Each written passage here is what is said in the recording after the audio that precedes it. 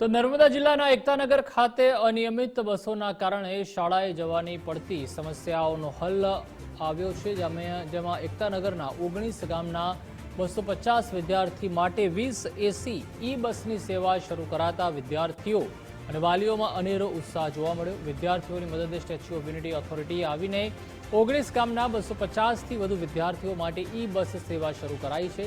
સેવાના પ્રથમ દિવસે 180 વિદ્યાર્થીઓ ઈ બસમાં મુસાફરી કરીને શાળાએ પહોંચ્યા હતા। છાત્રોની સલામતી માટે બસમાં ગાઈડ અને પોલીસ કર્મચારીને પણ તૈનાત કરાયા છે। मैं ધોરણ 10 માં અભ્યાસ કરું છું અને મેં હમણાં નવો જ આવ્યો છું એટલે કંઈ ખબર નથી અને અમે પહેલા પ્રાઇવેટ વાહન કરીને જતા હતા, પછી ધીમે ધીમે બસ મુકાઈ એટલે બસમાં આવીએ છીએ ને ઘણી બધી સુવિધા છે, એસી છે, પોલીસ સિક્યુરિટી છે। અમારું ભણતર બી બહુ હવે સમયસર આવી રહીએ છે સ્કૂલમાં।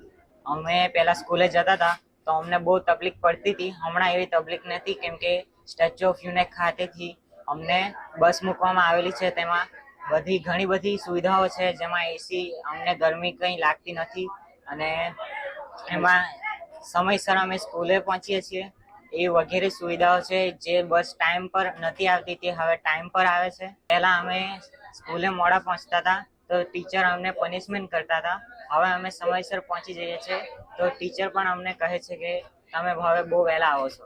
આ બસમાં અમને આ બધા છોકરાઓની સેફટી માટે મૂકવામાં આવેલા છે, જે એમને લાઈટ લેવામાં અને જવા માટે કોઈ અગવડ ના પડે અને અગવડ પડે તો તમને જાણ કરે, જેથી અમે તાત્કાલિક ધોરણે પગલાં ભરીને તેમના જે પ્રશ્નો છે તેને ઉકેલી શકીએ।